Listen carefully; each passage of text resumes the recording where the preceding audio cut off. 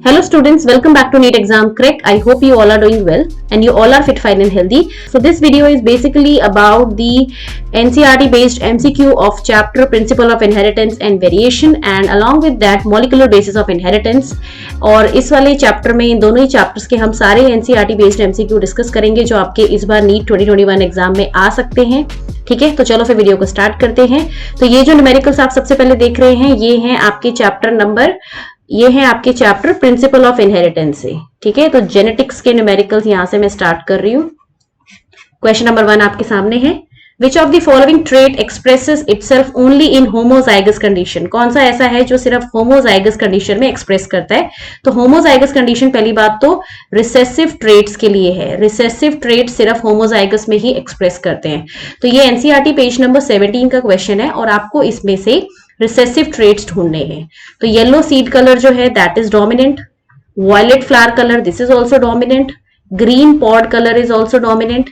But terminal flower position जो है this is recessive. तो रिसेसिव ही होंगे ना जो आपके होमोजाइगस कंडीशन में एक्सप्रेस करेंगे. तो आंसर हो जाएगा फर्स्ट क्वेश्चन का फोर्थ. क्वेश्चन नंबर 2 देखिए. Consider violet flower is dominant over white flower. ठीक है, तो वायलेट को बोल दिया डोमिनेंट और व्हाइट हो गया आपका recessive. To determine the genotype of violet flower pea plant of F1 generation it should be crossed with. तो ये किसके साथ क्रॉस करना चाहिए इसको. ठीक है, एनसीईआरटी पेज नंबर 74 का क्वेश्चन है. इसको किसके साथ क्रॉस करना चाहिए कि आपका जो है आपको उसका जीनोटाइप पता चल जाए. राइट, तो जीनोटाइप पता करने के लिए हम हमेशा टेस्ट क्रॉस करते हैं, है ना बेटा. ये सबको पता है टेस्ट क्रॉस करा जाता है. तो उसमें देखो व्हाइट फ्लावर पी प्लांट के साथ हम उसे क्रॉस करेंगे, है ना. ये बिल्कुल ठीक है क्योंकि व्हाइट फ्लावर हमें पता है रिसेसिव है. अब जरूरी नहीं है कि हमें मेल या फीमेल ही लेना हो, हम कोई भी पेरेंट ले सकते हैं मेल या female, but parent has to be recessive. Second है होमोजाइगस डोमिनेंट. डोमिनेंट हमें नहीं लेना है. होमोजाइगस रिसेसिव ये भी बिल्कुल ठीक है ना. तो ऊपर वाले में भी व्हाइट फ्लावर दे दिया, वो हमें पता ही है बाय डिफॉल्ट रिसेसिव है.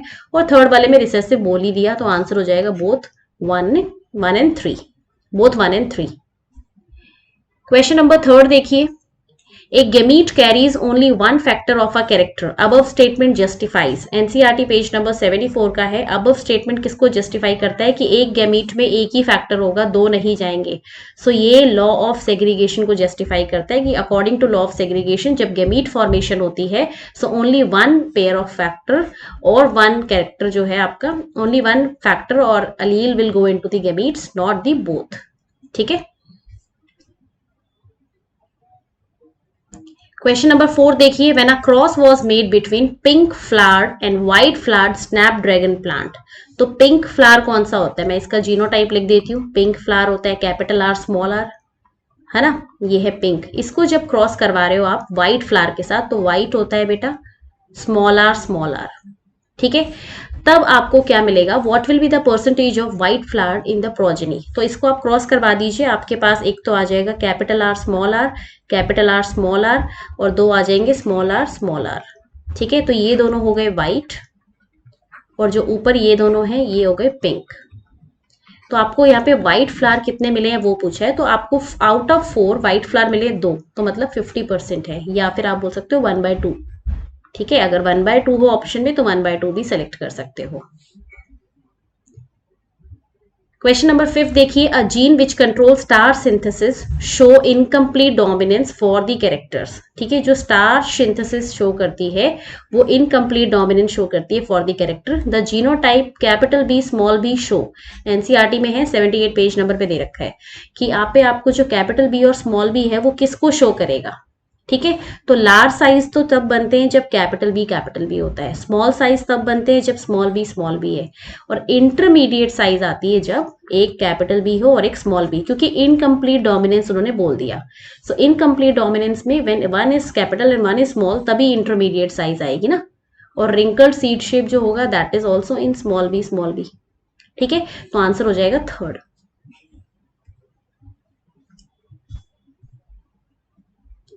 क्वेश्चन नंबर 6 देखिए, find the incorrect match, page number 77 का है। यहाँ पे है आपको ब्लड ग्रुप दे रखे हैं पेरेंट 1 पेरेंट 2 के, और पॉसिबल ऑफस्प्रिंग बता रखा है, possible blood type of offspring क्या होगा वो आपको चूज करना है। तो यहाँ पे इनकरेक्ट पूछा हुआ है, इनकरेक्ट का मतलब है आपको इनकरेक्ट बताना है। तो अगर यहाँ पे पेरेंट ए है और बी है तो ओ आ सकता है बेटा, पॉसिबल है अगर पेरेंट हेट्रोजाइगस हो, ये वाली अलील हो अगर, है ना। तो जब स्मॉल आई मिलेंगे तो ओ ही तो बनेगा। ओ अगर एक पेरेंट ओ हो दूसरा पेरेंट बी हो तो ए आ सकता है, बिल्कुल ठीक है। If one parent is B another parent is O then B बिल्कुल आ सकता है। और फिर दिया है आपको if one parent is A B and another is O then there will be no condition कि वो ओ आ जाए, है ना, या तो ए आएगा या बी आएगा। तो इनकरेक्ट हो गया फोर्थ ऑप्शन। क्वेश्चन नंबर 7 देखिए, in Mendel's dihybrid cross the probability of getting plants which are heterozygous, ठीक है, for both seed shape and seed colour is. तो जो सीड शेप के लिए भी हेट्रोजाइगस हो और सीड कलर के लिए भी हेट्रोजाइगस हो, उसके आने की प्रोबेबिलिटी क्या है। तो ये चीज हम लोग करते हैं सबसे पहले तो कौन से रूल से, आपका प्रोडक्ट रूल से ये क्वेश्चंस बड़े आसानी से हो जाते हैं। प्रोडक्ट रूल में क्या है, आपको इनका जीनोटाइप लिखना है बस, जो कि सीड शेप के लिए भी हेट्रोजाइगस हो और सीड कलर के लिए भी। तो सीड शेप के लिए हेट्रोजाइगस ये हो गया, capital R small r round, है ना, और सीड कलर के लिए ये हो गया, ठीक है। ये आपका जीनोटाइप है। पहले तो आप जीनोटाइप पता करिए, फिर जब आप इसको प्रोडक्ट रूल से करोगे, इनको मोनो मोनो कंसीडर करके डाई हाइब्रिड ना कंसीडर करो, तो कैपिटल आर स्मॉल आर आने की प्रोबेबिलिटी क्या है, आउट ऑफ 4 दैट इज 1/2, और इसके आने की प्रोबेबिलिटी क्या है, 1/2। अब इन दोनों का प्रोडक्ट करना है आपको, मल्टीप्लाई करना है। बेसिकली मैंने यहाँ पे क्या किया है, मैंने instead of taking them as dihybrid मैंने इनको मोनो मोनो करके और उनका प्रोडक्ट कर दिया, ठीक है। तो हम क्या करते हैं, मोनो हाइब्रिड लिया, दोनों का प्रोडक्ट कर दिया, तो हमारा बाय डिफॉल्ट डाई हाइब्रिड के ही आंसर आ जाएंगे। तो यहाँ पे आंसर क्या आ जाएगा, 1/4, ठीक है, 1/4 आ जाएगा। कि इस तरह की प्रोजेनी बनने की चांसेस 1/4 है। अगर आप इसको डाई हाइब्रिड क्रॉस से करेंगे, यूनिट स्क्वायर बनाएंगे, बहुत टाइम लगेगा। ये बहुत सिंपल तरीका होता है, जो भी जीरो टाइप है उसमें उसकी मोनो में आने वाली प्रोबेबिलिटी निकाल लीजिए, ठीक है। मोनो में कैसे प्रोबेबिलिटी, मोनो में जब आप क्रॉस करवाते हो कैपिटल आर स्मॉल आर को, है ना, तो हमारे पास एक तो ये आता है, एक ये आता है, एक ये आता है और एक ये। तो मैंने यही तो लिखा है यहाँ पे कि कैपिटल आर स्मॉल आर आने की प्रोबेबिलिटी 1/2 है आउट ऑफ 4, तो ऐसे निकाला जाता है, ठीक है। तो आंसर होगा थर्ड ऑप्शन 1/4। क्वेश्चन नंबर 8 देखिए, a cross was made between two individuals, some offspring obtained were parental and some were recombinants, ठीक है। The maximum percentage of recombinants and parental type in a cross can be respectively. तो ये NCERT में बहुत clearly दिया है, NCERT page number 83 पे, कि रिकॉम्बिनेंट्स जो हैं दे कैन नेवर बी, या तो वो लेस देन होंगे equal to 50%, they can never exceed आपका किसको, 50% से ज्यादा कभी भी नहीं होंगे। और जो पेरेंटल होते हैं दे आर मोर देन और इक्वल टू 50%, या तो 50 होंगे या 50 से ज्यादा हो सकते हैं, ये आपको हमेशा याद रखना है।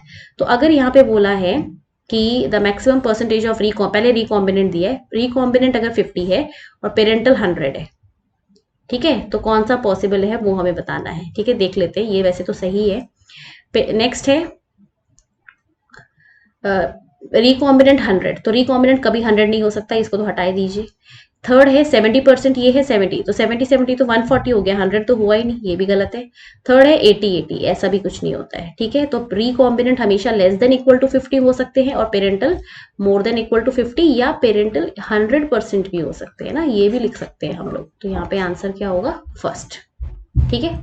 क्वेश्चन नंबर 9 देखिए, female and males are heterogametic in dash and 1 and 2 आपको बताना है। तो हेट्रोगेमेटिक किसमें होते हैं, हेट्रोगेमेटिक का मतलब है दो तरह की डिफरेंट गेमीट्स बनाएंगे।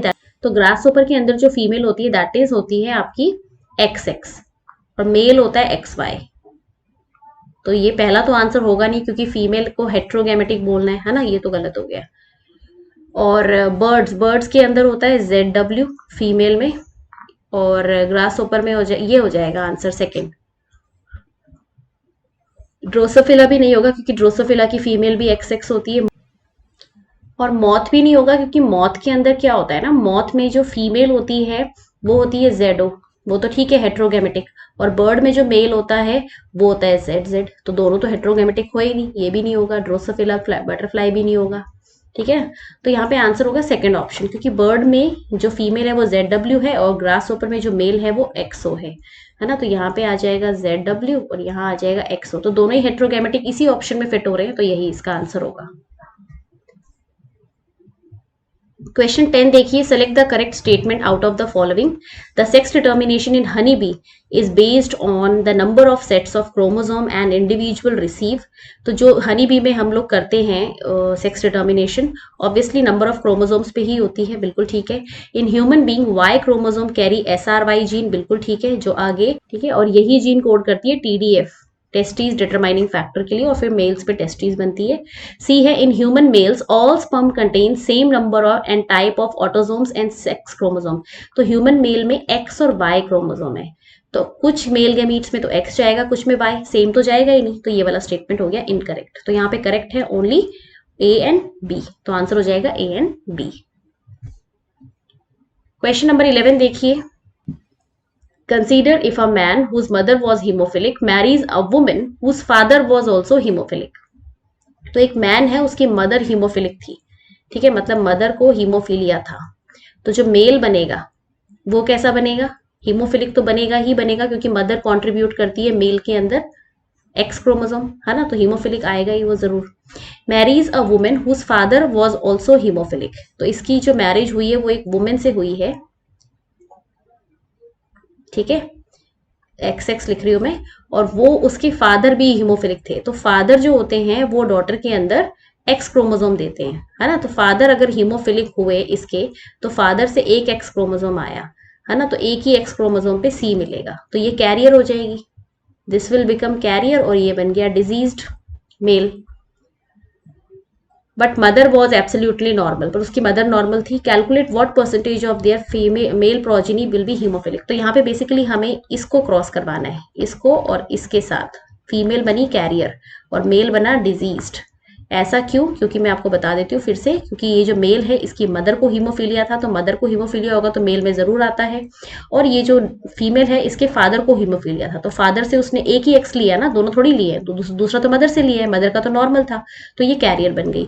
अब इनसे आने वाली जो प्रोजेनीज है वो आपको बतानी है कितने अफेक्टेड होंगे। मेल प्रोजेनी आपसे पूछी हुई है कितनी अफेक्टेड होगी, तो यहाँ पे देखो, एक तो ये बनेगा XC, ये तो फीमेल है डिजीज्ड, ठीक है। दूसरा आपके यहाँ पे बनेगा XCX, ये है फीमेल, ये है कैरियर और ये है डिजीज्ड। थर्ड यहाँ पे बन रहा है XCY और फोर्थ बन रहा है XY, ठीक है। तो ये तो क्या हो गया डिजीज्ड और ये हो गया आपका नॉर्मल। तो यहाँ पे सिर्फ मेल पूछा है, तो बाकी डॉटर को तो हमें देखना ही नहीं है, हमें सिर्फ मेल को देखना है। तो मेल में, दो मेल में से एक डिजीज्ड है और एक नॉर्मल है, तो आंसर हो जाएगा 50%, ठीक है। अगर आपको टोटल प्रोजेनी में बोला होता, ठीक है, मेल प्रोजेनी ना लिख के टोटल प्रोजेनी में कितने हीमोफिलिक है वो बताना होता, तो आपको दो मिल जाते, एक तो ये वाला और एक थर्ड वाला, ठीक है, तो आंसर 50 होता तब भी। पर यहाँ पे सिर्फ मेल पूछा हुआ है, मेल में अगर देखे तो दो ही मेल बन रहे हैं, उन दोनों में से एक को डिजीज है, तब भी आंसर 50% ही होगा, ठीक है। क्वेश्चन नंबर 12 देखिए, identify the given pedigree symbol and choose the correct option with respect to consanguineous mating. तो कंसेंगेनियस मेटिंग किसके अंदर होती है, कौन सा उसका सिंबल है, तो उसके लिए ऑप्शन है थर्ड ऑप्शन है, एनसीईआरटी में गिवन है बहुत क्लियरली। क्वेश्चन 13 देखिए, correct set of dominant traits with respect to flowers in pea plant which were studied by Mendel. तो करेक्ट सेट आपको बताना है इनमें, जो कि क्या है, डोमिनेंट ट्रेट्स हैं। तो violet flower is dominant, axial position is also dominant, pink colour हम देख लेते हैं, ये डोमिनेंट नहीं है, पिंक कलर होता ही नहीं है पहली बात तो पी के अंदर। White colour and axial, white colour recessive है। Violet colour and terminal is recessive, तो यहाँ पे आंसर होगा फर्स्ट, ये दोनों डोमिनेंट है, ठीक है। क्वेश्चन 14 देखिए, a pea plant is bearing all white flowers, सारे व्हाइट फ्लावर है मतलब वो रिसेसिव है। Which of the following statement can not be correct about this plant, इस प्लांट के लिए कौन सा करेक्ट नहीं हो सकता। तो पहली बात तो प्लांट पता चल गया ना, प्लांट रिसेसिव है क्योंकि उसमें सारे व्हाइट फ्लावर है। तब this plant is homozygous for flower colour, बिल्कुल ठीक है ना, तभी तो उसमें व्हाइट कलर आ रहा है, अगर वो हेट्रोजाइगस होता तो वो वायलेट कलर बनाता। All the seeds produced by this plant will always be wrinkled, ऐसा तो नहीं है कि जो भी सीड्स बनेंगी वो सारी रिंकल्ड होंगी, है ना, क्योंकि वो एक कैरेक्टर के लिए रिसेसिव है, जैसे कि फ्लावर कलर। तो उसमें फ्लावर कलर जो है वो रिसेसिव है, बट वही प्लांट दूसरे कैरेक्टर के लिए, मे बी सीड शेप के लिए और बाकी चीजों के लिए वो डोमिनेंट भी हो सकता है ना। तो ऐसा जरूरी नहीं होता कि अगर उसमें फ्लावर कलर रिसेसिव है तो उसमें बाकी 7 कैरेक्टर्स और बाकी सारे के सारे कैरेक्टर्स भी रिसेसिव ही होंगे, इस तरह का कुछ नहीं होता। तो ये वैसे इनकरेक्ट यही हो गया। The flower in this plant में बी एक्सियल, एक्सियल भी हो सकता है, डोमिनेंट भी हो सकता है वो। दिस प्लांट में be heterozygous for pod colour, देखो वही दे रखा है थर्ड और फोर्थ में कि ये डोमिनेंट भी हो सकता है बाकी ट्रेड्स के लिए, है ना। तो आंसर होगा यहाँ पे, तो यहाँ पे जो आंसर हो जाएगा वो है सेकेंड ऑप्शन। ठीक है। 15th क्वेश्चन देखो, tall plants two tall pea plants are crossed together in its F1 generation, the probability of tallness will be। तो दो tall plants आपस में क्रॉस हुए हैं, ठीक है, तो क्या प्रोबेबिलिटी होगी। तो अगर दोनों टॉल प्लांट ये जीनोटाइप वाले हैं तब तो सारे टॉल आएंगे, ऑल टॉल 100%। बट एक ये भी तो प्रोबेबिलिटी होती है ना कि ये वाला हो, दोनों ही हेट्रोजाइगस हो। तो इस केस में बन जाएगा एक तो कैपिटल टी, एक capital T small T, capital T small T और लास्ट में स्मॉल टी। तो ये तीनों आ गए टॉल और वो ड्वार्फ है, तो यहाँ पे 75% हुआ। और जब ये जीनोटाइप होगा तो 100, तो यहाँ पे आंसर क्या हो सकता है, आइदर 100 और 75%, है ना। तो पहले ऑप्शन में 100 75 दिया है, सेकंड में ऑल दिया है वो तो गलत है, 100 पे ये, तो आंसर हो जाएगा फर्स्ट, क्योंकि बाकी सारे ऑप्शंस में किसी में 75 है ही नहीं।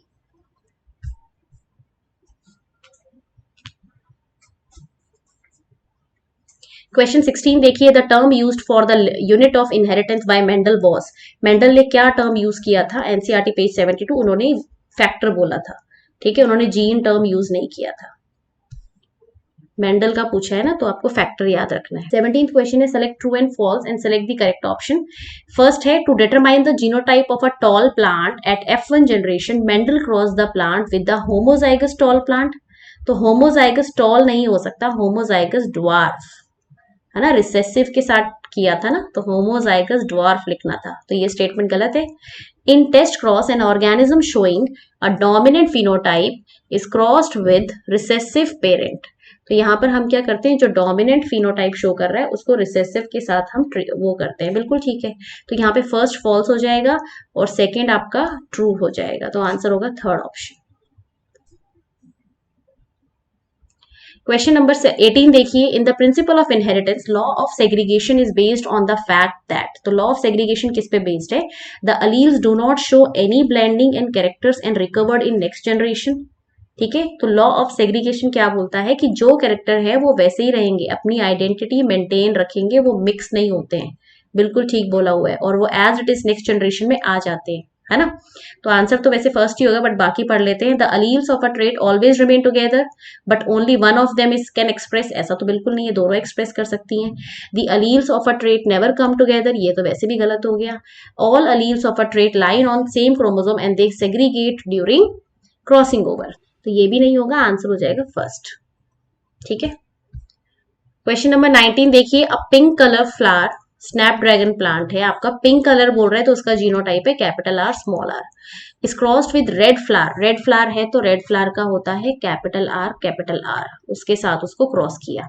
The phenotypic ratio of for the flower colour obtained in F1 क्या आएगा, तो जब आप इसको क्रॉस करोगे तो आपको एक तो मिलेगा capital R capital R capital R capital R capital R small r capital R small r, है ना। तो ये आपको कैसे मिले, रेड और ये दोनों है पिंक, तो आपको क्या मिला, 2:2 बोलो या 1:1 रेशियो बोलो, रेड और पिंक का 1:1।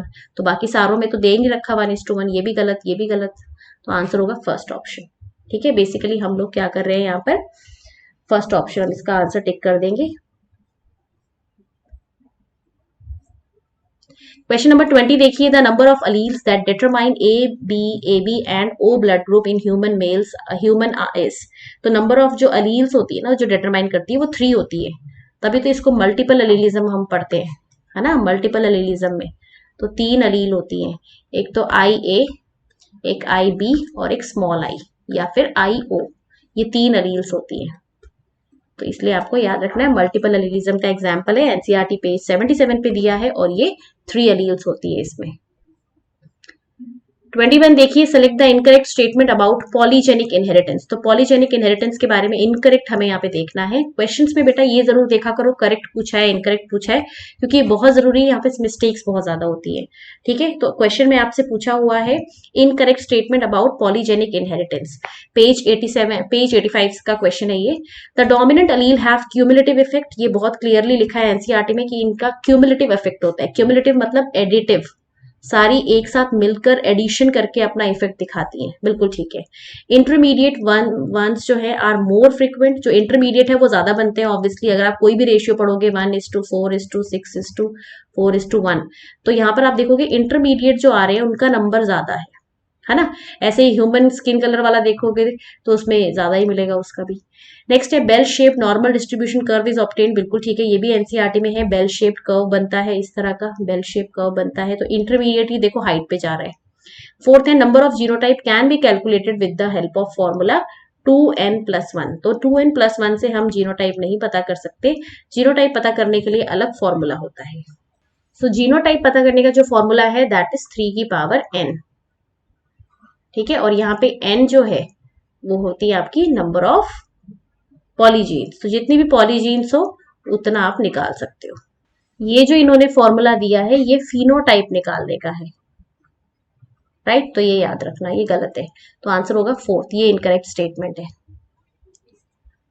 क्वेश्चन 22 देखो, all of the given are reason why drosophila was used as experimental material by Morgan except, page 83 का है कि कौन सा रीजन नहीं है इसमें जो गलत है। It could be grown on simple synthetic medium, बिल्कुल ठीक है। शॉर्टर लाइफ स्पैन भी ठीक है। मॉर्फोलॉजिकली डिस्टिंक्ट क्रोमोसोम भी ठीक है। होमोमॉर्फिक नहीं होता है, हेट्रोमॉर्फिक है, क्योंकि ड्रोसोफिला के मेल में मिलता है XY और फीमेल में मिलते हैं XX क्रोमोसोम, तो सेम थोड़ी हुए, डिफरेंट ही हो गए, तो आंसर होगा फोर्थ। क्वेश्चन 23 देखिए, the AA plus XO type of chromosomal constitution is seen in, तो XO टाइप जो होता है वो किसमें दिखता है, मेल ग्रासहोपर में, ठीक है, फीमेल में नहीं, मेल ग्रासहोपर में, तो आंसर होगा फर्स्ट ऑप्शन। क्वेश्चन नंबर 24 है the probability of either a male और female child in each pregnancy is always, page 86 का है एनसीईआरटी के। हर एक प्रेगनेंसी में जो प्रोबेबिलिटी होती है कोई भी मेल और कोई भी फीमेल आने की दैट इज 1/2, ये आप याद रख लो, चाहे आपसे 10th प्रेगनेंसी में पूछे चाहे 12th में, 1/2 से ही आपको निकालना है, 1/2 ही आंसर होगा उसका, ठीक है। क्योंकि देखो दो ही प्रोजेनी बन सकती है, या तो मेल और या फीमेल, है ना, तो कोई भी आप जिसकी भी निकालोगे मेल की या फीमेल की आने की तो 1/2 ही होगी। क्वेश्चन 25 है study the given pedigree chart and find out the genotype of individual 2 and 3। तो 2 और 3 ये है, इनका जीनोटाइप हमें पता करना है कि क्या हो सकता है। सो पेरेंट्स आर नॉर्मल और प्रोजेनी को डिजीज आ गई एक को, ठीक है, और मेल है अफेक्टेड। तो अब नीचे आपको बहुत सारे ये दे रखे हैं ऑप्शंस कि इनमें से कौन सा हो सकता है, तो इनको हम सॉल्व करके देखेंगे अब कि हमारा कौन सा हो सकता है इनमें से। तो अगर हम इसको सपोज करो कलर ब्लाइंडनेस का केस ले लेते हैं, मेल नॉर्मल है तो मेल को नॉर्मल लिख लो, फीमेल को हम कैरियर मान लेते हैं, लेट्स से, ठीक है, फीमेल को हम क्या मान लेते हैं, कैरियर मान लेते हैं, ठीक है। तो ये क्योंकि तभी डिजीज आ पाएगी, अदरवाइज डिजीज ही नहीं आ पाएगी। तो अब जो प्रोजेनी बनेंगे वो क्या बनेगा, एक तो XY, ये तो नॉर्मल मेल बन गया, ये फीमेल जो है ना, यहाँ पे देखो X और X ये जब मिलेंगे तो XCX बनेगी, ये कैरियर हो गई, और ये वाला मेल बन जाएगा XY, ये डिजीज हो गया। तो यहाँ पे जो थर्ड वाले का है और सेकंड वाले का है वो क्या होगा, सेकंड वाले का इट शुड बी XXC और थर्ड वाले का XCY, फर्स्ट ऑप्शन, ठीक है। क्योंकि आप खुद ही देखो ना, यहाँ पे जब डिजीज आ रही है तो कलर ब्लाइंडनेस में हमें फीमेल को ऊपर कैरियर लेना ही पड़ेगा, इस वाले पेरेंट को कैरियर लेना ही पड़ेगा, और जब कैरियर लेंगे तो यही आंसर आएगा।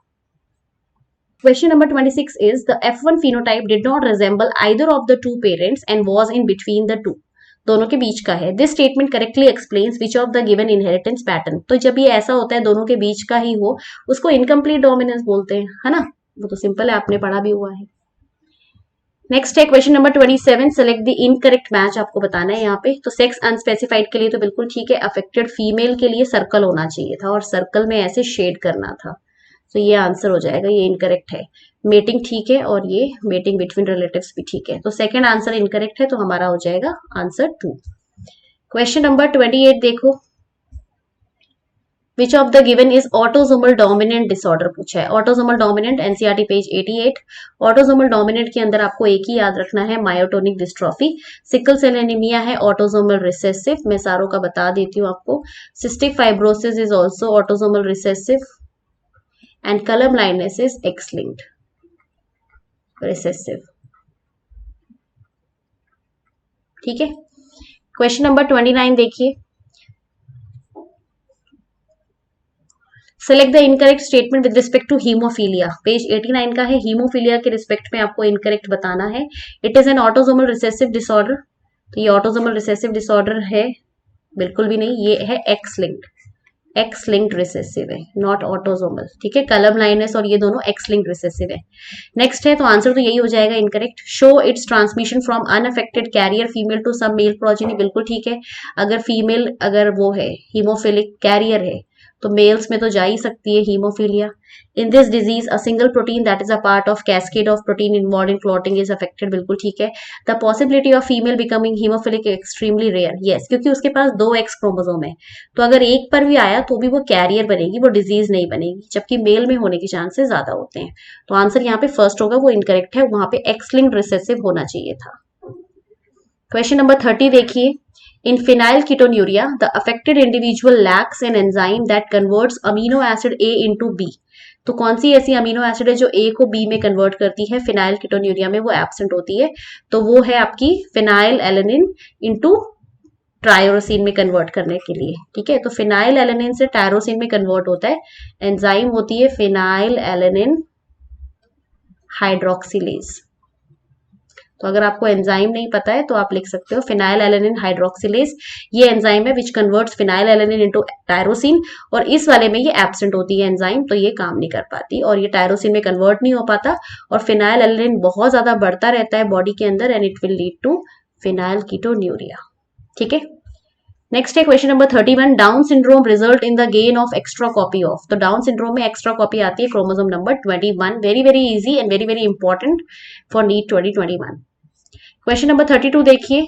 Failure of cytokinesis after telophase stage of cell division results in, तो अगर कैरियोकाइनेसिस हो जाए, क्योंकि टीलोफेज के बाद बोल रहे हैं ना, तो कैरियोकाइनेसिस तो हो गई बट साइटोकाइनेसिस नहीं हुई, सी के मतलब साइटोकाइनेसिस, तो उसके बाद क्या हो जाएगा? मल्टी न्यूक्लिएट कंडीशन, बहुत सारे न्यूक्लियस बन जाएंगे, क्योंकि कैरियोकाइनेसिस तो हो ही चुकी है, न्यूक्लियस का डिवीजन तो हो ही चुका है, तो उस कंडीशन को बोलते हैं पॉलीप्लॉइडी हो जाएगी। ठीक है, क्या हो जाएगी? पॉलीप्लॉइडी। क्वेश्चन 33 है, the column 1 and column 2 with respect to आपको दे रखे मैच करने chromosomal disorder and select the correct option. ठीक है, तो यहाँ पे देखो सबसे पहले आपको दिया हुआ है डाउन सिंड्रोम। डाउन सिंड्रोम जो होता है उसमें हम देख लेते हैं गायनोकोमेस्टिया नहीं है, गायनोकोमेस्टिया तो क्लाइनफेल्टर में, तो इसको मैच कर देते हैं पहले तो। टर्नर सिंड्रोम में है आपका sterile female with under develop gonads, third वाला, और डाउन में बचा क्या? Second, short stature with small round head furrow tongue, ये बिल्कुल ठीक है। तो यहाँ पे ए का हो जाएगा 2 और यहाँ पे बी का हो जाएगा 3 और सी का 1, बिल्कुल ठीक है। तो यहाँ पे आंसर क्या हो जाएगा? हमारा फर्स्ट ऑप्शन ही हो जाएगा। नेक्स्ट है 34। Physical association of genes on chromosome is called, तो क्रोमोसोम पे जो फिजिकल एसोसिएशन होती है जीन्स की उसको लिंकेज बोलते हैं। ठीक है, जैसे एक क्रोमोसोम है, इसके ऊपर जितनी भी जीन्स मिल रही है, यहाँ देखो, ठीक है, एक क्रोमोसोम है, इसके ऊपर ये एक जीन है, ये एक जीन है, ये एक जीन है, तो इस पे जितनी भी जीन्स मिल रही है ना, ये सब लिंक्ड होती है, आपस में लिंक्ड होती है, और उस एबिलिटी को ही लिंकेज बोलते हैं। ठीक है, नेक्स्ट देखिए question number 35। Which of the given genetic disorder is caused due to the presence of an extra copy of X chromosome, so extra copy जाती है क्लाइनफेल्टर सिंड्रोम में मेल्स के अंदर। ठीक है, तो आंसर होगा Klinefelter syndrome, fourth option. Question number देखिए 36। Karyotype of an individual who is inflicted with Turner syndrome, जो तो जिसको भी टर्नर सिंड्रोम है उसमें क्या होगा? तो देखो बेटा 44 तो ऑटोसोम होते हैं और साथ में XO, ये 2 सेक्स ऑर्गन्स हैं, तो यहाँ पे X एक ही होता है, दूसरा X होता नहीं है, तो आंसर होगा 44 प्लस XO, ये नहीं होगा 45 प्लस XO, 44 ऑटोसोम होते हैं ना, 22 पेयर। 37 है, Gregor Mendel conducted hybridisation experiment on garden pea during the year, कब उन्होंने किया था? पेज नंबर 70 का है ये, तो उन्होंने काम किया था 7 ईयर्स के लिए फ्रॉम 1856 टू 1863। ठीक है, 7 ईयर्स के लिए उन्होंने काम किया था पी के ऊपर। ठीक है, क्वेश्चन नंबर 18 देखिए, the degree by which progeny differ from there parent is called. NCERT 69 page number, variation बोलते हैं उसको बेटा, जिस डिग्री में वो वेरी करते हैं एक दूसरे से। ठीक है, वेरिएशन। क्वेश्चन नंबर 39 है, A B blood group is an example of. तो ए बी ब्लड ग्रुप किसका एग्जाम्पल है? एक तो कोडोमिनेंस का, और अगर ऑप्शन में मल्टीपल अलीलिज्म भी मिले तो भी आप कर सकते हो, दोनों का है। तो इधर तो कोडोमिनेंस ही दे रखा है तो हम कोडोमिनेंस ही टिक कर देंगे। ठीक है, नेक्स्ट है question number 40, law of dominance is use to best explain that. NCERT page 75, there is blending of alleles, law of dominance ये नहीं बताता है। There is recovery of both the character as such in F2 generation, F2 generation में as such recover होंगे, ये भी बिल्कुल ठीक नहीं है। The expression of only one of the parental character in monohybrid cross in F1 and expression of both in F2। Yes, उन्होंने यही बताया था कि जब F1 में कैपिटल टी स्मॉल टी आएगा तो सिर्फ एक्सप्रेस एक ही करेगा, टॉल वाला, डॉफ वाला नहीं करेगा। यही तो था law of dominance. And fourth है occurrence of alleles on same chromosome, ये भी इन्होंने नहीं बताया, तो आंसर होगा थर्ड ऑप्शन। ठीक है, तो ये क्वेश्चन है सारे जेनेटिक्स के, राइट। अब हम लोग स्टार्ट करेंगे मॉलिक्यूलर के क्वेश्चन। तो यहां से आपके स्टार्ट है मॉलिक्यूलर बेसिस ऑफ इनहेरिटेंस के question. Molecular basis of inheritance. ठीक है, 40 क्वेश्चंस उसके थे, 40 इसके होंगे। टोटल 80 क्वेश्चन इस वीडियो में हम डिस्कस करने वाले हैं, और यहां से आपको मोस्ट प्रोबेबली इस बार नीट में क्वेश्चंस मिलेंगे। दिस इज द गारंटी, मैं आपको लिख के देती हूँ ये। ठीक है, चलो तो फिर ये देखो आगे। Among the following which one has least number of nucleotides in its genome. किसमें लीस्ट नंबर ऑफ न्यूक्लियोटाइड होते हैं अपने जीनोम में? तो ये आपके एनसीईआरटी में पेज नंबर 96 पे पूरा टेबल दे रखा है कि सबसे लीस्ट नंबर क्या है। तो आप वहां से इसको आसानी से लर्न कर सकते हो और फिर आप इस तरह के क्वेश्चंस को अटेम्प्ट कर सकते हो। ठीक है, तो इसमें सबसे कम होते हैं 5, 3, 8, 6 बेसिस। ठीक है, और इसके अंदर डीएनए है सिंगल स्ट्रैंडेड, इसके अंदर डीएनए सिंगल स्ट्रैंडेड है और इतने बेसिस है, सबसे कम है। ई कोलाई के अगर आपको याद करने हो तो वो होते हैं 4.6 इंटू 10⁻⁶ बेस पेयर। लिख देती हूँ मैं आपको, एक काम आ जाएगा। 3.3 इंटू 10⁹ बेस पेयर है ये ह्यूमन में, और लैम्डा फेज में है 48502 बेस पेयर। तो सबसे कम किसके हैं? फर्स्ट के ही, तो आंसर वही हो जाएगा। ठीक है, सेकेंड क्वेश्चन देखिए, the double helix model of the structure of DNA proposed by Watson and Crick was based on. तो जो डबल हेलिकल मॉडल था वो किस पे बेस्ड था? तो आपको पता है ये double helical model was based on X-ray diffraction data पर। ठीक है, जो एक्सरे डिफ्रेक्शन करके जो आपके फ्रैंकलिन ने दिया था उस पे बेस्ड था ये। So next is question number third, in a nucleotide होता है NSP। न्यूक्लियोटाइड में क्या होता है? Nitrogenous base, sugar and phosphate सब होता है। A phosphate group is linked to the dash of a nucleoside through dash. तो देखो, जो phosphate, select the correct option हमें बताना है इसके अंदर। तो फर्स्ट ऑप्शन में क्या आ सकता है इनमें से? OH ऑफ 3 कार्बन तो नहीं होगा, क्योंकि 3 कार्बन में तो नेक्स्ट न्यूक्लियोटाइड जुड़ता है, फॉस्फेट नहीं जुड़ता है, तो पहला ऑप्शन तो गलत। सेकंड है OH of 5 carbon with phosphodiester linkage, ये बिल्कुल ठीक है, क्योंकि फॉस्फेट हमेशा 5 कार्बन पे ही जुड़ता है और फॉस्फोडाइस्टर लिंकेज। तो 5 कार्बन एक तो इस ऑप्शन में दे रखा है और एक फोर्थ में, पर फोर्थ में ग्लाइकोसाइडिक लिंकेज दी है जो गलत है, जो कि नाइट्रोजिनस बेस के साथ होती है, शुगर की, है ना, तो ये गलत है, राइट। तो आंसर होगा सेकंड ऑप्शन। क्वेश्चन नंबर 4 देखिए, सेलेक्ट द इनकरेक्ट स्टेटमेंट आपको बताना है regarding the salient features of double helix structure of DNA. तो इनकरेक्ट स्टेटमेंट जो है वो आपको इसमें से बताना है। It is made up of 2 polynucleotide chain, बिल्कुल ठीक है। The 2 chain have anti parallel polarity, this is also correct. Guanine is bonded with thymine, no, guanine is bonded with cytosine होना चाहिए, तो आंसर हो जाएगा इनकरेक्ट, थर्ड ऑप्शन।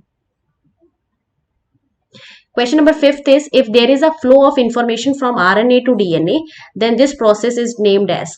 तो जब DNA से RNA जाता है तो उसको ट्रांसक्रिप्शन बोलते हैं, और जब RNA से DNA आएगा, उल्टा हो रहा है ट्रांसक्रिप्शन का, तो that is reverse transcription. Central dogma में आपने ये पढ़ा होगा 98 पेज नंबर पे। ठीक है, तो आंसर होगा फर्स्ट। क्वेश्चन नंबर 6 है, a nucleosome is composed of. NCERT page number 99, nucleosome किसका बना होता है? तो न्यूक्लियोसोम है positively charge DNA and negatively charge histone. ठीक है, तो डीएनए तो पॉजिटिवली नहीं होता है, डीएनए नेगेटिव होता है, हिस्टोन पॉजिटिव होते हैं, तो ये तो गलत हो गया। A negatively charge H1 histone and positively charge DNA, ये भी गलत है, डीएनए को पॉजिटिव बोलना ही नहीं है पहली बात तो। हाँ, तो थर्ड है negatively charge DNA and positively charge histone, तो ये बिल्कुल ठीक है। ठीक है, यही आंसर होगा। और लास्ट है negatively charge lysine, and lysine तो पॉजिटिव होती है, नेगेटिव होती ही नहीं है, क्योंकि हिस्टोन प्रोटीन बना रही है, हिस्टोन पूरी प्रोटीन पॉजिटिव है, तो वो भी तो पॉजिटिव ही होगी। ठीक है, तो आंसर होगा थर्ड। Question 7 है, in the experiment conducted by Griffith, when a mixture of heat-killed S strain and live R strain of pneumococcus bacteria was injected into a healthy mice, it develops pneumonia. This was due to, ठीक है, तो ये आपको पता ही है, जब heat killed S वाला लिया और लाइव आर स्ट्रेन लिया और उसको बैक्टीरिया में डाला, तो वो बैक्टीरिया जो है उसको, मतलब उन बैक्टीरिया को हमने माइस में डाला, तो माइस को हो गई निमोनिया। ऐसा क्यों हुआ? तो इसका बहुत ही सिंपल सा आंसर है, ऐसा इसलिए हुआ क्योंकि reactivation of S strain bacteria, तो एस स्ट्रेन रीएक्टिवेट नहीं हुआ था, पहली बात तो, है ना, ये गलत है। Transformation of S bacteria into R strain bacteria, S bacteria भी आर में नहीं हुआ ट्रांसफॉर्म, क्योंकि एस तो हीट किल्ड था, वो ट्रांसफॉर्म कैसे हो सकता है, वो तो डेड था। ठीक है, तो ये भी नहीं होगा। थर्ड ऑप्शन है synthesis of polysaccharide coat around heat killed strain, तो हीट किल्ड एस्ट्रेन जो है दैट इज डेड, वो अपने बाहर कुछ नहीं बना सकता। यहाँ पे फोर्थ है ट्रांसफॉर्म्ड एस्ट्रेन, यस, तो जो हीट किल्ड एस था ना, उससे डीएनए निकलकर उसका डीएनए सोल्यूशन के थ्रू आर के अंदर गया था, और वो आर स्ट्रेन फिर किस में कन्वर्ट हो गया था, एस स्ट्रेन में ट्रांसफॉर्म हो गया था। तो यहाँ पे डीएनए जा रहा है ना, तो ट्रांसफॉर्मेशन आर की एस की थोड़ी हुई है, आर की ही हुई है एस में, तो आंसर होगा fourth option. So question number 8 है, a radio active sulphur containing bacteriophage is allowed to attach to E coli, तो रेडियो एक्टिव सल्फर ली है, मतलब उसकी प्रोटीन कोट आपने रेडियो एक्टिव करी है, क्योंकि सल्फर प्रोटीन कोट में होता है। That contains radio active phosphorus, और ई कोलाई के अंदर क्या है, रेडियो एक्टिव फॉस्फोरस है, मतलब उसका डीएनए लेबल है रेडियो एक्टिव। तो यहाँ पे आपको बताना है, the virus produce in this bacteria by this infection will have, तो वायरस में क्या जाएगा, so radioactive protein capsule and non radioactive genetic material. Protein तो पहली बात जाती ही नहीं है, वायरस की प्रोटीन अंदर गई नहीं है ना, तो रेडियो एक्टिविटी आ ही नहीं सकती वहां पे। सेकंड है radioactive protein, again radio active protein हो ही नहीं सकता, क्योंकि जो पार्ट अंदर जाता है बैक्टीरिया का वो डीएनए है, नॉट प्रोटीन, है ना। तो आपके ई कोलाई के अंदर और बैक्टीरियोफेज जो बनेंगे उनके अंदर प्रोटीन कभी भी रेडियो एक्टिव मिलेगी ही नहीं।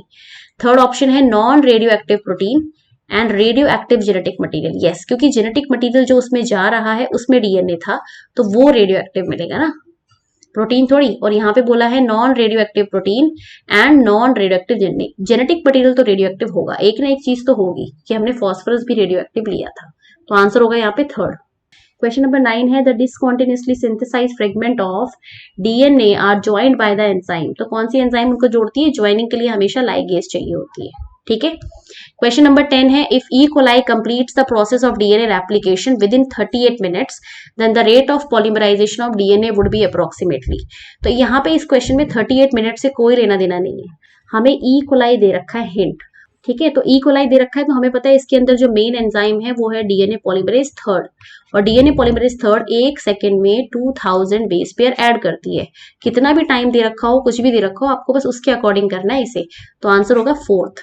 हमें यहाँ पे ये नहीं देखना कि कितना है, कैलकुलेट मैथ्स कुछ करनी ही नहीं है, हमें ई कोलाई दे रखा है, उसकी डीएनए रेप्लिकेशन 38 मिनट्स में कंप्लीट हो रही है। अब आपको एंजाइम की एक्टिविटी देखनी है, कौन सी कर रही है और कैसे है, और मेन होती है थर्ड ही, तो उसकी 2000 बेस पेयर पर सेकेंड होता है। क्वेश्चन नंबर 11 है, in a transcription unit the promoter is located towards, तो जो प्रमोटर होता है वो कहां पर लोकेटेड होता है, it is located towards the 5 prime end of template, तो टेम्पलेट का 5 प्राइम नहीं होता है, टेम्पलेट का तो 3 प्राइम होता है। ठीक है, और 5 prime end of coding, coding का ठीक है 5 prime, 3 prime end of non template, तो नॉन टेम्पलेट क्या मतलब है, कोडिंग ही, तो यहाँ पे 5 प्राइम बोलना चाहिए था, और 3 prime end of sense strand, sense strand का भी मतलब यहाँ पे क्या है, सेंस मतलब कोडिंग ही, तो यहाँ पे भी 5 ही आना चाहिए था, तो आंसर होगा सेकेंड ऑप्शन। तो यहाँ देखो, ए hypothetical sequence of transcription unit is represented below, ये आपको दे रखा है। अब देखो ये वाला स्ट्रैंड है टेम्पलेट और ये है कोडिंग, और जो पार्टिसिपेट करता है ट्रांसक्रिप्शन में वो होता है टेम्पलेट, ये ट्रांसक्रिप्शन में पार्टिसिपेट करेगा, इसी से सीक्वेंस लिए जाते हैं। अब यहाँ पर हमेशा इतने पार्ट में प्रमोटर बोलते हैं और इतने पार्ट को बोलते हैं टर्मिनेटर। ठीक है, ये टर्मिनेटर है, ये प्रमोटर है। अब यहाँ बोल रहे हैं if we switch the position of promoter with the terminator in the above given transcription unit and transcription occur when the sequence of, क्या होगा बताना है आपको। ठीक है, तो यहाँ पे देखो हमने इसको स्विच कर दिया, हमने प्रमोटर को यहाँ ले गए और टर्मिनेटर को हम यहाँ ले आए, ये हमने स्विचिंग करी है। तो आप खुद ही देखो प्रमोटर जो है वो हमेशा कोडिंग के 5 प्राइम पे होता है और टेम्पलेट के 3 पर होता है। तो जब वहां जाएगा तो हमें स्ट्रैंड्स उल्टे करने पड़ेंगे, जो 3 वाला है ना उसको टेम्पलेट बनाना पड़ेगा और जो 5 वाला है उसको कोडिंग बनाना पड़ेगा। और पार्टिसिपेट कौन सा करता है ट्रांसक्रिप्शन में? टेम्पलेट। तो फिर टेम्पलेट के सीक्वेंस हमें लेने पड़ेंगे आगे जो क्वेश्चन में पूछा है उसके अंदर। तो टेम्पलेट के सीक्वेंस क्या आएंगे? ए के सामने यू, टी के सामने ए, टी के सामने ए, जी का कॉम्प्लीमेंट्री सी, जी का कॉम्प्लीमेंट्री सी, ए का यू, टी का, इस वाले टी का क्या होगा? इसका ए, फिर अगेन यू, फिर अगेन ए, फिर जी, जी, सी और 3 प्राइम। इसके अकॉर्डिंग, इस डायग्राम के अकॉर्डिंग वो बन रहा था ऊपर वाले का कॉम्प्लीमेंट्री। बट क्योंकि जब स्विचिंग करी, प्रमोटर को इधर ले आए, टर्मिनेटर को उधर ले आए, तो टेम्पलेट और कोडिंग स्ट्रैंड भी बदल जाएंगे क्योंकि हमेशा 5 प्राइम पे ही प्रमोटर होता है ना। तो ये कोडिंग बनाना पड़ेगा और ये टेम्पलेट बनाना पड़ेगा फिर। तो यहाँ पे ये सीक्वेंस होगा 5 प्राइम से 3 प्राइम पर ये। अब देख लेते हैं क्वेश्चन में क्या पूछा हुआ है। तो क्वेश्चन में आपको दिया है 5 to 3, ठीक है, तो हमें उल्टा रीड करना पड़ेगा बस, और बाकी कोई दिक्कत नहीं है, राइट। तो हमें देखो यू ए ए किस में दिया है? 5 प्राइम पे। यू ए ए इसमें नहीं है, इसमें भी नहीं है, इसमें भी नहीं, बस एक ही में है। तो आंसर वैसे भी निकाल सकते हो आप, ठीक है। यहाँ से रीड करना है बस हमें, और कुछ नहीं है, उल्टा रीड करना है। U A A C C you, देखो सी सी यू, ए यू हो गया ना, ए जी जी सी, ए जी जी सी। तो ये होगा हमारा आंसर 4th। क्वेश्चन नंबर 13 देखिए, select the incorrect statement from the following. So first है मोस्ट ऑफ द यूकैरियोट्स में, एनसीईआरटी में लिखा है मोनोसिस्ट्रॉनिक होती है, बिल्कुल ठीक है। Exons are express sequence of gene, बिल्कुल ठीक है ये भी। Introns do not appear in processed RNA, intron obviously processing के बाद तो रिमूव ही हो जाते हैं, है ना, ये भी ठीक है, मतलब ये करेक्ट नहीं है, सही है। A gene does not code for tRNA, gene obviously tRNA mRNA सबके लिए कोड करती है, तो ये स्टेटमेंट गलत हो गया, आंसर होगा 4th, ठीक है। क्वेश्चन नंबर 14 देखिए, in eukaryotes rRNA are transcribed by, NCERT page 110 और 111 पे दे रखा है। आरआरएनए कौन बनाता है? तो आरआरएनए बनाने के लिए है आरएनए पॉलीमरेज 1, और एक जो आरआरएनए है 5S आरआरएनए, वो बनाती है आरएनए पॉलीमरेज 3। तो इसलिए आप 1 and 3 बोलेंगे यहाँ पे, ठीक है। तो आंसर होगा 1 and 3, समझ गए। थर्ड वाली जो है वो सिर्फ एक ही बना रही है, दैट इज 5S आरआरएनए, और बाकी सारे आरआरएनए 1 बना रही है। क्वेश्चन 15 देखिए, match the following columns and select the correct option. आपको मैच करना और फिर सेलेक्ट ऑप्शन बताना है। कॉलम 1 में ऑपरेटर जीन आपको दे रखी है। सो ऑपरेटर जीन जो होती है वो इंटरैक्ट करती है विद द रिप्रेसर प्रोटीन, ये फर्स्ट ही हो जाएगा इसका। तो प्रमोटर जीन क्या होती है? प्रमोटर जीन वो होती है जो ट्रांसक्राइब करती है, आपका प्रमोटर होती है site for attachment of, promoter होता है site of attachment of RNA polymerase, तो इसका हो जाएगा 3rd। स्ट्रक्चरल जीन होती है जो क्या करती है? Transcribe mRNA to form polypeptide, और रेगुलेटर जीन है controls activity of operator gene, ठीक है, ये है। तो अब यहाँ पे मैच कर लीजिए, ए का हो जाएगा 1st, बी का 3, ए का 1st, बी का 3, फर्स्ट ऑप्शन तो नहीं होगा बिल्कुल भी, बी का 3 इसी में दे रखा है, सेकंड में, फर्स्ट और किसी में है ही नहीं, तो आंसर हो जाएगा 3rd ऑप्शन, ठीक है। क्वेश्चन 16 देखिए, select the incorrect match. Incorrect match आपको बताना है। मिनी सैटेलाइट जो है उसकी साइज क्या होती है? ये सब एनसीईआरटी से है डायरेक्टली, कुछ भी एनसीईआरटी के बाहर का नहीं है। तो मिनी सैटेलाइट जो है उसकी साइज है, तो मिनी सैटेलाइट जो है यहाँ पे 20 बेस पेयर नहीं 20 KB होना चाहिए था, ये गलत है, किलो बेस पेयर होना चाहिए था, ठीक है। सेकंड है आपका SNP due to single base difference, ये बिल्कुल ठीक है। Frederick Sanger develop method to determine amino acid sequence in protein, ये भी सही है। VNTR do not show polymorphism, this is incorrect. VNTR सबसे ज्यादा पॉलीमॉर्फिज्म शो करते हैं। तो एनसीईआरटी पेज 120, 121, 22 सब पे दिया हुआ है ये, तो यहाँ पे हमें इनकरेक्ट बताना था, तो हमारा जो आंसर होगा A और D गलत है, तो आंसर A and D, ठीक है। नेक्स्ट है 17 है, all the termination codons of universal genetic code begin with nucleotide that is. तो सारे जेनेटिक कोड जो होते हैं वो कहाँ से शुरू होते हैं, किससे शुरू होते हैं? टर्मिनेशन कोडॉन UAA, UAG और UGA, 3 ही तो है टर्मिनेशन कोडॉन, तो हमेशा यूरैसिल से शुरू होते हैं, है ना, तो आंसर होगा 3rd। क्वेश्चन नंबर 18 है, N glycosidic linkage in a polynucleotide chain joins. तो एन ग्लाइकोसाइडिक किसके बीच में बनती है? शुगर एंड नाइट्रोजिनस बेस के बीच में बनती है। So nitrogenous base to pentose sugar, ये ठीक है बिल्कुल। न्यूक्लियोटाइड टू राइबोज शुगर, ये नहीं है, ये गलत है। नेक्स्ट है न्यूक्लियोसाइड टू पेंटोज शुगर, ये भी गलत है। और फॉस्फेट ग्रुप, ये भी गलत है, तो आंसर फर्स्ट ही हो जाएगा, ठीक है। 19th क्वेश्चन है, read the following statement and choose the correct ones. During DNA replication adenine pairs with uracil. जब डीएनए रेप्लिकेशन होती है तो adenine pairs with T, not with uracil. ये गलत है। Chargaff rule is applicable only for double, नहीं, हाँ। Next है, Chargaff rule is applicable only for double stranded DNA. This is correct, ये डबल स्ट्रैंडेड के लिए ही एप्लीकेबल होता है। सी है, the area with long sequence of short repeat is called satellite DNA. This is also correct. तो यहाँ पे आंसर है बी और सी करेक्ट है, answer second. Next is question 20. The structure which appears on bead on string like arrangement in chromatin under electron microscope have all of the following histone except. तो bead on string जो होता है वो nucleosome है, वो nucleosome होता है और उसमें होता है H2A, H2B, H3 and H4। H1 नहीं होता उसके अंदर, तो आंसर होगा फोर्थ ऑप्शन, H1 उसके अंदर नहीं होता है। नेक्स्ट है question number 21. Identify the incorrect difference between prokaryotic and eukaryotic transcription. आपको इनकरेक्ट बताना है। प्रोकैरियोट और यूकैरियोट्स में दिया हुआ है, देखो पेज नंबर 111 का है। Splicing is generally not required. इसमें हमें जो प्रोकैरियोट्स में स्प्लाइसिंग की जरूरत नहीं होती, ये बिल्कुल ठीक है। स्प्लाइसिंग इज रिक्वायर्ड, ये भी ठीक है। सेकेंड है, there is only one type of RNA polymerase. This is correct, बिल्कुल ठीक है। और यहाँ पे 3 तरह के होते हैं, this is also correct. Next है, structural gene is polycistronic, monocistronic, this is also correct. Fourth है, post transcriptional modification takes place in cytoplasm. तो पहली बात तो प्रोकैरियोट्स के अंदर पोस्ट ट्रांसक्रिप्शनल मॉडिफिकेशन होती ही नहीं है, एब्सेंट है। और यहाँ पर होती है न्यूक्लियोलस, न्यूक्लियोलस में नहीं, ये भी न्यूक्लियस में होनी चाहिए, ठीक है। तो ये आंसर इनकरेक्ट है। क्वेश्चन 22 है, match the following columns and select the correct option. तो आपको मैच करना है और सेलेक्ट ऑप्शन यहाँ पे बताना है। तो यहाँ पे है UAG जो है that codes for amino acid tryptophan, ठीक है। ये आपको एनसीईआरटी से थोड़े बहुत याद करने पड़ेंगे। सो UAG जो है यहाँ पे वो स्टॉप कोडॉन है, तो नॉनसेंस कोडॉन भी बोलते हैं उनको, यहाँ पे टिक कर देंगे। AUG स्टार्ट कोडॉन है।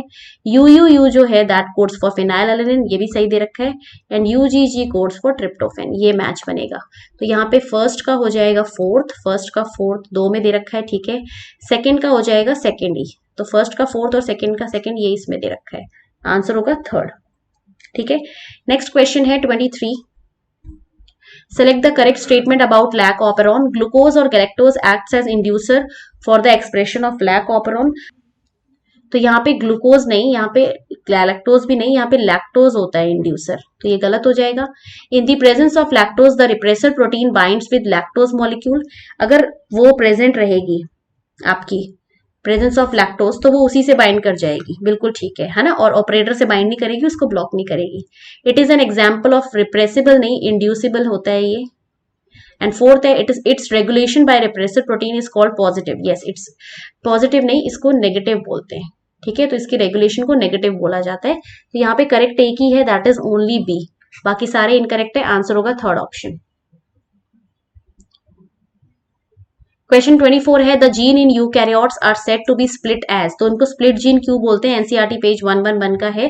स्प्लिट इसीलिए बोला जाता है क्योंकि उनके बीच में क्या होते हैं, इंट्रॉन्स एक्सॉन सब मिक्स होते हैं, इसीलिए। दे हैव इंट्रॉन्स ओनली, तो ओनली इंट्रॉन्स नहीं है, दोनों है, both exon and intron. They have interrupted coding sequence, ये बिल्कुल सही है। Mature mRNA contain both exon and intron, this is also correct. Mature नहीं, this is incorrect, this is incorrect क्योंकि यहाँ मैच्योर नहीं होना चाहिए था, अनप्रोसेस्ड या इमेच्योर में मिलते हैं। मैच्योर होने के बाद तो वो रिमूव हो चुके होते हैं। दे हैव एक्सॉन ओनली, ये भी गलत है, आंसर होगा सेकंड ऑप्शन, ठीक है। क्वेश्चन नंबर 25 है, select true statement for AUG। AUG codes for amino acid methionine, ठीक है। It is an initiation codon, ये भी सही है। It is non degenerate codon, ये भी सही है, ये नॉन डीजनरेट है। ये सिर्फ एक एक्सेप्शन है जो कि एक साथ 2 काम कर सकता है, मिथ्योनिन के लिए भी कोड कर सकता है और इनिशिएशन कोडॉन की तरह भी एक्ट कर सकता है। तो सारे हो जाएंगे all A, B and C। Question 26 देखिए, mark the wrong statement, NCERT page 110 का है। In prokaryotes transcription and translation occurs in different compartments. तो डिफरेंट कंपार्टमेंट्स ही नहीं है, यहाँ पे सब चीज साइटोप्लाज्म में होती है, तो ये इनकरेक्ट है। नेक्स्ट है, in eukaryotes usually structural gene of transcription unit is monocistronic, this is correct. In prokaryotes the mRNA is produced in the cytoplasm, this is also correct क्योंकि न्यूक्लियस होता ही नहीं है। In eukaryotes the primary transcript undergo splicing, this is also correct. तो हमें incorrect बताना था, which is first. Question 27 देखिए, in prokaryotic translation the formation of peptide bond between 2 amino acid is catalysed by. NCERT page 115 का है कि amino acid के बीच में कौन बनाता है पेप्टाइड बॉन्ड, तो वो आपको बनाता है एक enzyme which is peptidyl transferase. Peptidyl transferase enzyme बनवाती है, और पेप्टाइडल ट्रांसफरेज एक राइबोजाइम है, मतलब आरएनए बेस्ड एंजाइम है वो, ठीक है, आरएनए बेस्ड। तो ऐसे को हम आरएनए कैटलिस्ट भी बोल सकते हैं, थर्ड ऑप्शन।